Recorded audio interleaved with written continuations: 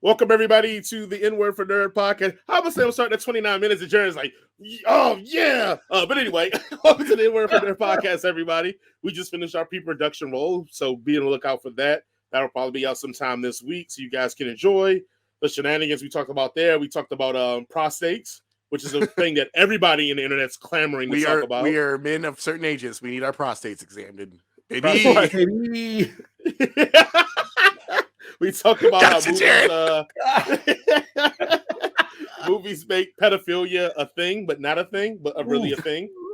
Yeah, I mean, little bit. Problematic. Yeah. It's not a child if it's in an adult body. We don't monetize this. No, not at all. Not at all. Not this portion at all. But okay, other than that, but we do have a jam-packed show for you. So whatever segment you're listening to at this moment, we have other segments on our YouTube, Facebook, Anchor FM, Spotify, all the spots that everywhere you can find Headcanon Circus at. So please remember to like, share, and subscribe and join us. And at the end, we will be talking about everybody's favorite segment, comments. So we'll have that up for you as well. Yes. So just chock full of content here for us. So in honor of find us again? Excuse me? Where can they find us again? Just so we're really clear about it. Well, first they'll talk to your mama, and then when your mama says, "Oh, you can find them in her Irish accent on Headcanon Circus." Headcanon Circus. She'll be like, Headcanon Circus. Yeah, there you go. Perfect. Yeah. On YouTube, but we'll be all on YouTube, Facebook, Anchor FM, Spotify, Google Podcasts, Apple Podcasts, all the places that you can listen to podcasts. We are sitting up in there chilling. We're going to do another version of Nerd Knockout, which you probably haven't seen any of the initial versions unless you listen to the audio, because I did not clip those up and put it out there. So today we're going to go with two heavyweight. Well, I can say heavyweight. Let's go welterweight nerd figures here. Average weight. In one corner we have Amy Adams, and in the other corner we have Mary Elizabeth Winstead. All right. So Amy Adams' resume for her nerddom to be reviewed is she does have Psycho Beach Party 2000, hidden gem for her that people forget about. She has the Night of the Museum movies, Talladega Nights. She has her run in the DC EU with Man of Steel, Batman vs. Superman, Justice League, where she played Lois Lane. She has Enchanted. Also, people forget she was in Catch Me If You Can. The first one. American, American Hustle, Arrival, and then her recent. Catch Me If You Can. No. Okay. No. And then the recent, The Woman in the Window, that was, I believe on Netflix, I believe. Yeah. Because it was terrible. Yeah. Also, to add to her credit, she did have cameos on Buffy, Charmed, and The Office. Ooh, so, yeah. All right, white woman for all of it. Mary Elizabeth Winstead. She has The Ring 2. One of my all-time favorites that nobody talks about, but then I feel like everybody's talked about and I didn't know it. Sky High. Sky High was oh wow, he's a bad guy in Sky High. That's right. Yeah, it's so good. But no, I feel like nobody talked about it, and then I realized that everybody talks about it, and I didn't hang around people that talked about it. That's what it was. Final Destination 3, Black Christmas, Death Proof. Oh, here you gave the thumbs down to Batman and Superman, and all that. Get ready to give you a double thumbs down for Live Free or Die Hard. Also, a good day to die hard. Yes, she was in there as old boy's his McLean's daughter. Scott Pilgrim versus the World. Yes. The resurface of The Thing.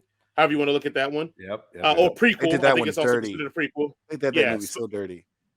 Abraham Lincoln, Vampire Hunter, as Mrs. Lincoln. Fucking 10 Cloverfield Lane. Yep. Gemini Man, Birds of Prey. Then recently she was in the movie Kate.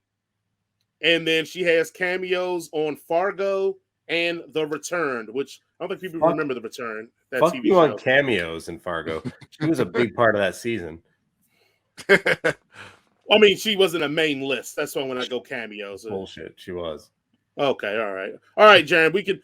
Does it change that she's a part of Fargo? Sorry, she was part of Fargo, guys, ladies and gentlemen. For her like Yeah. 4 episodes. All right, let's go ahead. Oh, shame on me. All right, guys. We're going to do this kind of systematic. I'll kind of will be the judge here, and we'll go around this one. Jason, your initial thoughts on Amy Adams? Just credits. What are your thoughts? Actress, I think she is a wonderful actress. I think she is very, very strong in the art of acting. That's my opinion of her. Okay.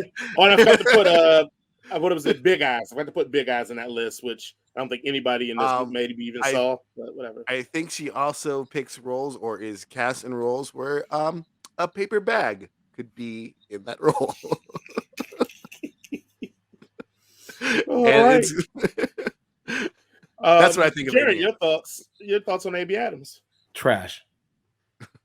Okay. Jesus all right. Jared, then it goes trash. We'll go around and go your thoughts on Mary Elizabeth Winstead.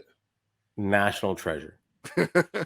Okay. Like seriously. All right, I'm joking around. Amy Adams, I actually want to piggyback on that, on what Jason said. Yeah, no. Everything she's ever done, there's very little flex, like as an actress. She hasn't like had to dig or anything like that. She's there. Winslet has, man, I don't know. Like, Winstead. she's in things that she's in things that I like a lot more, which probably factors into it. But when she shows up, she's like among the best parts of those things. So yeah, I mean that's ultimately it. Amy Adams, she's literally like when you rent an apartment or you buy a house, it's the paint color that's already on the wall. You want to change it, but maybe you're just too lazy to, and it's fine. You adapt to it. That's her. Wow, I've never seen so much. That's probably the worst Amy insult Adams. you could give a person. Yes. She's off white eggshell bullshit. I thought she was great in Enchanted. I thought she was really good in The Arrival. Disney movies about princesses. Oh, she was excellent in The Arrival, man. That was a great movie. Yeah, she's really great in The Arrival. You vape. Talladega Nights. I thought she was awesome in that too. Because hell, I didn't realize that was Amy Adams before she was really, really popular. Big, yeah. And I didn't realize that was her until like years later when it was like, oh, Amy Adams is in this movie. Like, because she was good. Like, she wasn't a name, but she was good in it as the assistant and all that. But anyway, I think that's almost blasphemous. But okay, we're all talking. So, National Treasure, you said, Mary Elizabeth Winstead.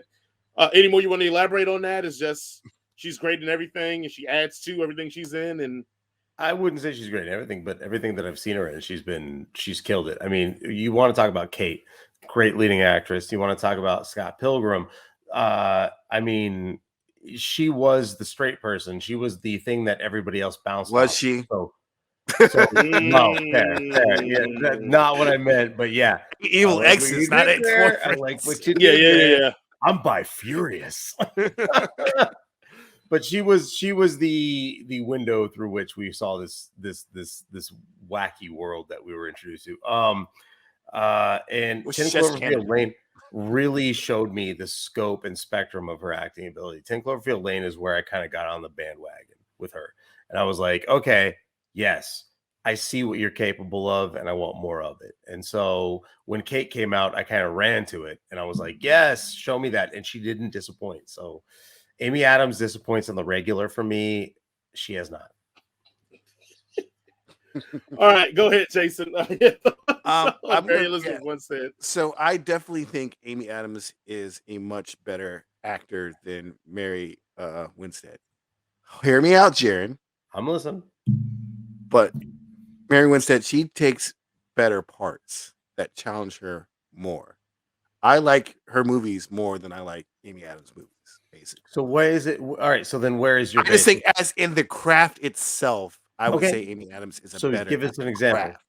Give us an example. Like American Hustle. She fucking knocked it out of the park in that. That's what I said when you said she was terrible. I'm like, that's why I was Arrival. That basically was her movie. It was Arrival. Yeah. They hung everything on her and her ability to act. All right, she is a I'll grant you phenomenal American actor. Hustle. I'm gonna disagree respectfully with Arrival, but okay. Well, you can disagree with these nuts because you're wrong. She is a phenomenal actor. And I'm not saying that Mary Kate Winstead is not a phenomenal actor. I just think she's just like a slice of buff, just a slice. Okay, fair. But in my opinion, Mary Kate makes the better movies and the movies that I enjoy more. You know, you talk about 10 Cloverfield Lane, Scott Pilgrim, fucking Sky High, she was in that shit. Even Birds of Prey and Kate. Like all those movies are movies that appeal to me more. Yep. And she keeps making those kinds of movies, and that's great. And What then is this those segment movies, called? huh? What is the segment called? It's called That You're a Piece of Shit, Jaron. Nerd knockout. All right, so not artsy film bullshit knockout. All right, cool. Nerd knockout. That's why I picked their catalog of things in our genre. I didn't pick all the great stuff that Amy Adams has done. Sure. Because then it's that we like you said, we're not watching those, we're not reviewing those type of movies. So yeah, it's the reason why I left either way, Big Eyes is a good movie for her, but yeah. Either way, I would have to go just for Scott Pilgrim as being Ramona alone would probably be because she's the manic pixie dream girl that every fucking nerd like me has inspired to want to like. Where's my Ramona? Yeah. Even though Scott Pilgrim, I'm probably you don't want Ramona. Yeah, you don't want Ramona, but I'm probably more like Scott sugar Pilgrim than I boy. want to admit anyway. Yeah, you probably should have been with Knives when she was of age. Yeah, when she graduates high school. Well, that's what happens in the original comic books is that he ends up with Knives and Ramona moves. But that didn't test well with audiences. So so we agree. Ultimately, after all this is said, we agree. Yeah, I agree with you. I just don't agree with your points. I think I'm rolling more. I'm more rolling with Jason again. I think Amy Adams is the better actress or actor. But I do think Mary Elizabeth Winstead looks for the roles that are kind of in our genre. Like, I don't know, by happenstance or just for the fact that that's what she enjoys playing, because there is more variation in the quirk she can play. Like, if you watch her character in Death Proof, it is nothing like Ramona and Scott Pilgrim. It is completely two different human beings in existence, from everything from the peppy cheerleader type that she was in Death Proof to Scott Pilgrim, the angsty Ramona, matter of fact, like cool as a cucumber chick. So I agree there, but I do think, if I had to decide on this one, I probably am going to roll. If my movie needs more gravitas, I'm going Amy Adams. If my movie is a B movie that I'm just getting because we're just going to have some fun, I'm probably going Mary Elizabeth Winstead. But since and when I say this, I'm not saying this is a slight to her, but because I like more intelligent versions of the genre, I'm probably going to go Amy Adams because she has more to deliver in that area compared to Mary Elizabeth Winstead. So we win. Okay. Her role as Huntress was totally flat. Let's go and throw that out. Facts. So questions and thoughts on this one are: one, if you had to choose between the two for these genres, who would you choose? A sci-fi movie, Jaron? Mary Elizabeth Winstead. Okay, Jason? Keke Palmer. Okay, perfect. Horror movie, who would you choose, Jared? Mary Elizabeth Winstead. All right, Jason? Keke Palmer. Perfect. Fantasy movie, Jaron? Like we talking making her a high elf? Amy Adams. Otherwise, Mary Elizabeth Winstead. Jason? I was gonna say Keke Palmer again. I was gonna say Keke Palmer. Comedy. You're gonna do a comedy, Jaron? Oh, Mary Elizabeth Winstead all day. Jason? Get the timing down. Amy Adams. All right. Fuck Keke Palmer for comedies. Between the two, and I feel like I already know the answer to this one, who do you think has the best geek or nerd character or role between the two of them? Oh, that's easy. Yeah, Mary Elizabeth Winstead. Mary Elizabeth Winstead, by far. Hey, Ramona. win. Okay, for Ramona. All right. Which one will be the best to be a future Star Trek captain? Ooh. That's Amy Adams. That's a different story. Yeah. Honestly, Amy Adams, you don't have to be remotely attractive physically to be a Starfleet captain. Fuck does that have to do with anything? It does. It has something to do with Kate it. Mulgrew is a very handsome woman. The fact you use handsome to describe her makes my point for me. Thank you and good night. All right. Last question. If you had a dream role that you wish that either one of them could be in, I mean, that you could choose either one, you can age them up or age them down. What would be the dream role for each one of them? And I will kind of give one an example. My dream role for Amy Adams is if she was younger, I wouldn't mind her taking on a Jean Grey role if she was younger. For Mary Elizabeth Winstead, if I had my way, I actually would. Yeah, I mean, that did come off. Yeah. Anyway, because we're talking about women.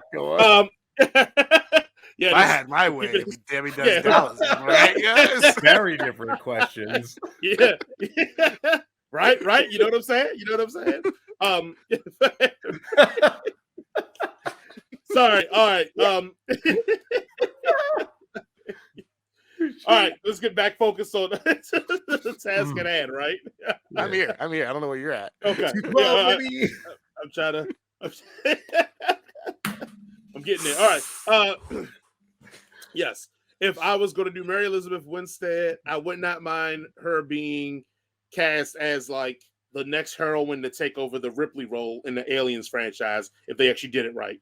Those are my big two dream castings if I could have for both those both those women. What about for you, Jason? What are your thoughts? I would say Amy Adams. I would say she could probably do a pretty good Poison Ivy. I'm thinking. Ooh, okay. And I was when you were saying if anything, I was thinking like Mary Kate could be in some sort of sci-fi movie, something with space travel. I wouldn't say maybe not. I could see her in Aliens, yeah, but something space worthy would be where Mary Kate would go for me. Okay. Yeah. All right, Jaron. If we kept Mary Kate exactly where she's at, I'd put her in a Jedi role that didn't involve a Skywalker's namesake anywhere near it. And Amy Adams, I'd probably also keep her at the same age and make her the library ghost in the first Ghostbusters, and she could just use her own face. You're a piece of shit, Jared. So for this edition of Nerd Knockout, I think we are all under for voting that Mary Elizabeth Winstead wins this Nerd Knockout. Just if you guys think differently, if you guys think differently, please leave your comments below. Let us know how off we are. If Jaron is speaking the truth, actually, I want to know: do you find Amy Adams attractive? That's what I want to know. Put that below. Yeah. I want to know: does it even matter? Give us a yes or no. It doesn't matter. And if it's involved with that question, is Amy Adams attractive? The yes or no, just put 2 exclamation points behind it so that we know. You don't have to say anything else. Just yes or no with 2 exclamation points specifically, and that'll let us know what your thoughts are. Yes, what he said there. Mostly no's. We get that it's going to be a lot of no's, but it's okay. All right, let's go ahead and finish up this show, ladies and gentlemen. All right, thank you guys again for listening to the N-Word for Nerd podcast. It was a pleasure bringing you this show, and hopefully it was a pleasure listening to this show with us. If you want to and you can share this to say, hey, I found this dope show with these guys that are really cool and they talk about crazy stuff. You should listen. I'm going to speak for me and Jaron. I'm going to speak for just me and Jaron. Jason, yeah. People that like horror movies or people that like middling Marvel movies? Who should they share it with? Oh, man. This week. Oh, man. I feel like everybody that likes horror likes all good shit, so they'll enjoy this. But I'm going to go with middling Marvel fans. They should enjoy this week. So they can hear you. This podcast with your middling Marvel fan friends. Yes. With your mom who's seen one Marvel movie. And it's like, I like that Iron Man. He seems like a swell guy.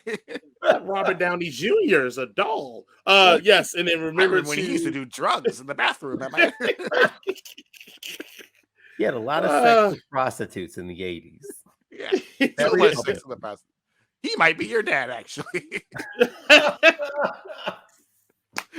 But on that note, remember to subscribe to us on YouTube and follow us on Facebook. And also, you can follow me and Jason on Twitter at Rise Novemberist, and I think I am at Unsportsman a Big J or whatever like that. We'll figure it out. Figure it out. That's on Instagram. I'm at Headcanon Circus on Instagram, and Jaren, you're at what? At Jaren X5 on Instagram. I ain't trying to hear your heat. I'm just Jaren. I'll see you. But you can follow us. Yeah, you can follow us all there, or just leave a comment and let us know how you feel about everything like that again. But don't forget to like, share, subscribe, and follow us on YouTube, Facebook, Spotify, Apple Podcasts, Google Podcasts, Anchor FM. And like always, it was a pleasure bringing to you this show. Jaren, any final words? Leave me some comments on YouTube. I want to screen cap them and as part of the show. Do it. All right. And Jason. As always, be kind, be considerate, and tip your servers and bartenders 20% at least. Jerry needs money. We will see you. We will see you all next time, because evil will die tonight.